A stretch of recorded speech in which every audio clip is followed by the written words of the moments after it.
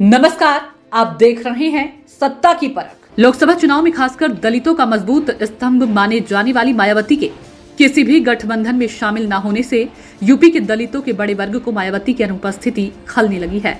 5वें चरण के चुनाव के बाद भी इन चुनावों में किसी भी अन्य चुनाव से ज्यादा अनुसूचित जाति के मतदाता खालीपन महसूस कर रहे हैं। बसपा सुप्रीमो मायावती पर उनके विरोधी बीजेपी की बी टीम होने का आरोप लगा रही हैं। मायावती ने बीएसपी की कमान संभालने की जिम्मेदारी अपने भतीजे आकाश आनंद को दी थी। आकाश आनंद के जज्बाती भाषणों ने दलितों के बीच पैठ बनानी शुरू ही की थी, लेकिन मायावती ने अपने चिर परिचित अंदाज में एक झटके में आकाश आनंद को सभी पदों से हटा दिया।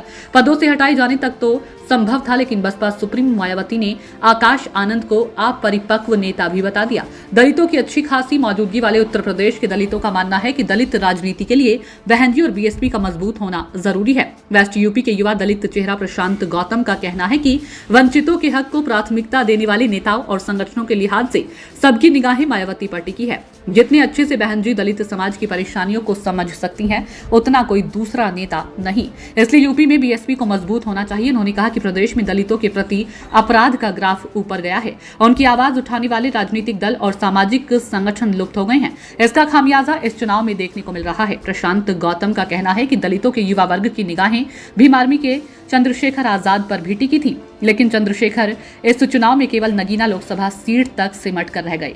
जिस प्रकार वो युवाओं में एक संदेश दे सकते थे, लेकिन केवल अपने लाभ के लिए नहीं दे पाए। भारतीय दलित वर्ग संघ के मेरठ के जिला अध्यक्ष प्रवेश जाटव ने कहा कि हम में से कई लोगों के लिए यह फैसला लेना आसान होता। यह पूछे जाने पर कि क्या उन्हें भी डर है कि इन चुनावों के बाद भारी बहुमत पाने वाली पार्टी संविधान में फेरबदल कर सकती है। उन्होंने जवाब दिया कि मुझे व्यक्तिगत रूप से ऐसा नहीं लगता, लेकिन मेरे दोस्तों और रिश्तेदारों के साथ बहस में यह बात काफी बार सामने आती है। निश्चित रूप से कुछ आशंकाएं हैं। उन्होंने कहा कि संविधान से जो भी दल छेड़छाड़ करेगा उसको दलितों से मुकाबला करना ही पड़ेगा। युवा मुसलमानों के एक समूह ने कुछ सवालों के जवाब देने से पहले इस बात की तस्दीक कर ली कि कहीं उनकी बातों का गलत मतलब तो नहीं निकाल लिया जाएगा। मंसूरी समाज के वेस्ट यूपी के उपाध्यक्ष मोहम्मद गफ्फार ने बताया कि वे सोशल मीडिया पर राजनीतिक खबरों और घटनाक्रमों पर नजर रखते हैं, लेकिन जितना संभव हो सके खुलकर बोलने से बचते हैं।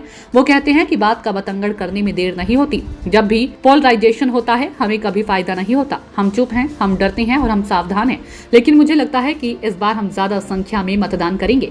हमने उम्मीदवारों और पार्टियों के चयन में काफी सावधानी बरती है। वोट बेवजह नहीं बटेंगे। सिर्फ यूपी में नहीं, मुझे लगता है कि ऐसी ही सोच हर जगह है। उधर भाजपा के कुछ कट्टर समर्थकों का मानना है कि पार्टी के कई सांसद आलसी हो गए हैं और उन्होंने अपने निर्वाचन क्षेत्रों की देखभाल करना ही बंद कर दिया।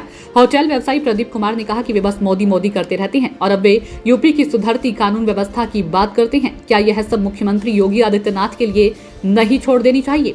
सांसद शायद ही स्थानीय मुद्दों पर बात करते हैं। बहुत से लोग अपनी सीटों की अनदेखी करने के कारण उनसे बेहद नाराज हैं। चुनाव सिर्फ केंद्र सरकार को लेकर नहीं हो सकती। अयोध्या में नए राम मंदिर ने कई हिंदुओं का सीना चौड़ा कर दिया है। वो खुश हैं और गर्व से भरे हुए हैं। कश्मीर में पत्थरबाजों के गायब होने की बात होते ही उनका चेहरा ऐसे ही चमक उठता है, लेकिन जैसे ही बेरोजगारी महंगाई की बात की जाती है तो वो नेहरू और पूर्ववर्ती सरकारों को जिम्मेदार ठहराने लगते हैं। ये कहना शायद जल्दबाजी होगी कि यूपी में कांग्रेस नेतृत्व वाला इंडिया गठबंधन वापसी की राह पर है, क्योंकि पिछले एक दशक में उसने कई मौके गंवाए, अपने साथियों को खोया या चुपचाप बैठी रही। हालांकि अब दलित और मुसलमान जिस तरह उसे एक विकल्प के तौर पर देख रहे हैं वह कुछ हद तक चौंकाने वाले हैं। बेशक बहुत कुछ करने की जरूरत है, वहां राहुल गांधी और प्रियंका गांधी को काम करना चाहिए। सत्ता की परख के लिए अवधेश कुमार सिंह की रिपोर्ट।